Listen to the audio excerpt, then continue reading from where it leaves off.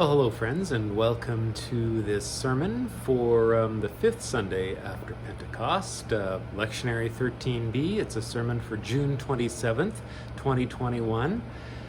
This is the last sermon before we break for the summer. I'm preaching today on Mark 5, verses 21 to 43. So if you haven't had a look at that, I encourage you to just pause me and go ahead and have a look at Mark 5, verses 21 to 43. Well, if you want to know what salvation looks like, all you need to do is have a look at the stories in the gospel reading today. Mark describes both of them as stories of salvation, of people being saved from something. In one of the stories, a synagogue leader named Jairus begs Jesus to come to his ill 12-year-old daughter and lay his hands on her so that she will be saved and thrive. That's my own literal translation. She will be saved and thrive. Now, on his way to Jairus' place, Jesus is interrupted. A crowd presses in on him, and in that crowd is a woman who's been hemorrhaging blood for 12 years and who has suffered a great deal. Now, without his knowledge, this woman reaches out to touch his cloak, sure that if she just touches him, she will be saved. Again, my literal translation. Sure enough, as soon as she touches his garment, she's healed. Now, when he wonders who touched him, the woman confesses that it was her. And rather than reprimand her, he simply acknowledges that her trust in him has indeed saved her. Again, my literal translation.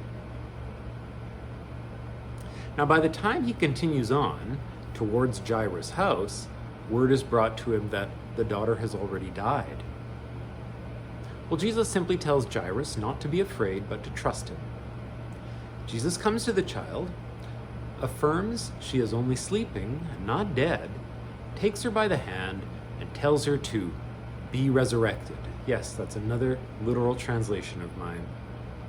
And she is. She gets up. She walks around, and Jesus tells the people in the house to get her something to eat. Now, these stories are similar in some ways. Both involve women, both involve Jesus saving, both make reference to the number 12, a 12-year illness in one case and a 12-year-old girl in another case. And both, of course, involve doing what Jesus has come to do, restoring people to life and to community, so that they can thrive and become the people that God intended them to be. But the stories are also quite different. I think by putting these stories together, by sandwiching even one inside of the other, Mark wants to show both the range of people that Jesus can heal, as well as the range of ways in which Jesus can save and restore people to life and community. In the case of the woman, she comes to him alone, with no one to intercede for her. Even without his knowledge, but only her trust in him, she is made well. Jesus' saving power is available, apparently, in many ways.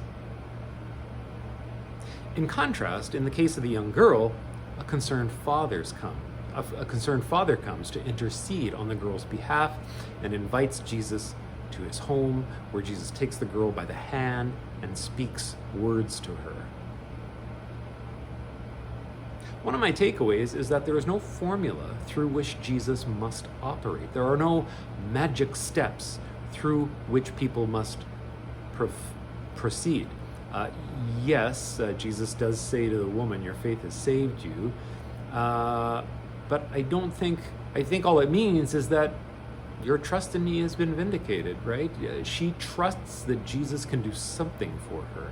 It's about the relationship, right? It's not a magic formula, her belief. It's not belief, it's trust. She just trusts that Jesus can do something for her. That's all that's necessary.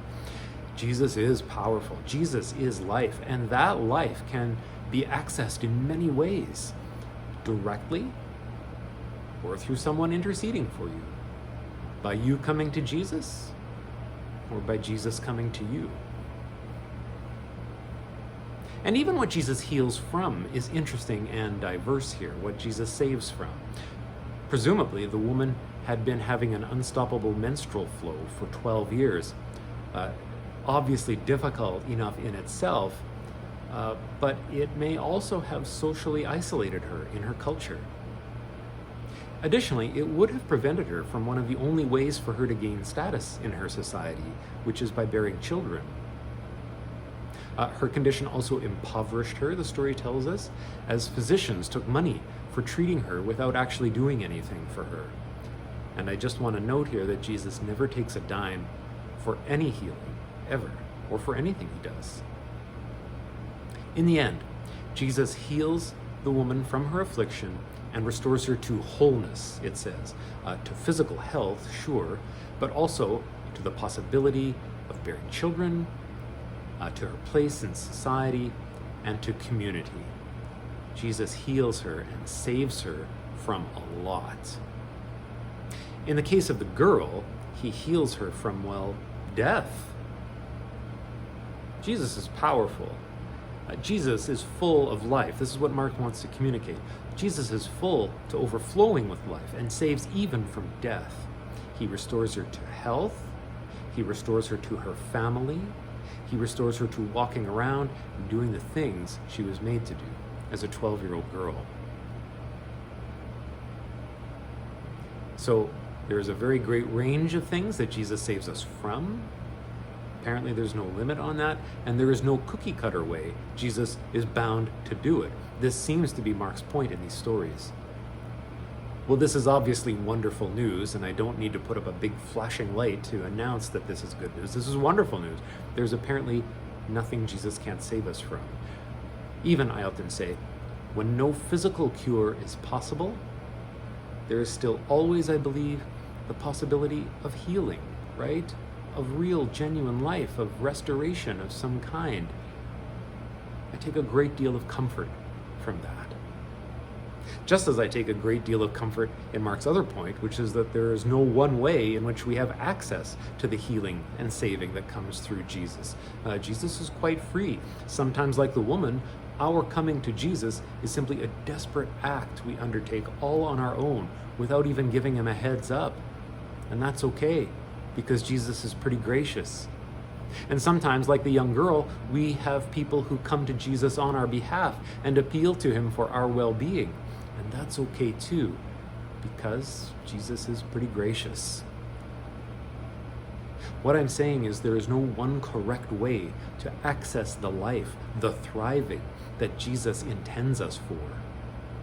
We stumble along, we ask questions, we get involved in church, we take communion.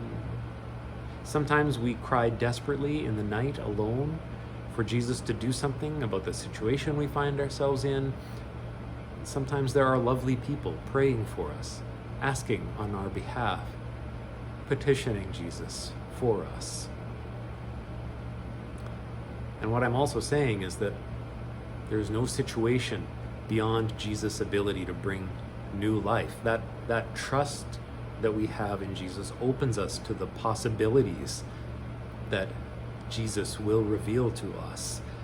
Wherever there's death of any kind, I believe there is some possibility for Jesus to bring life. It might not be the outcome that we have in mind, but I do believe that Jesus can always bring something good out of something bad.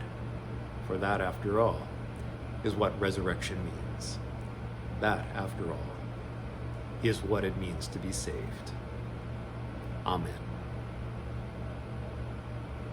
Well, my friends, this is likely the last YouTube video I'll be posting in a while. I wish you every blessing for this summer. May you find life in places you did not expect to find it. May Jesus reveal to you possibilities that hadn't occurred to you before. May we just always trust Jesus to do something for us. Jesus is full of life and full of great, great love for us. Be well. I will be in touch. Bye-bye.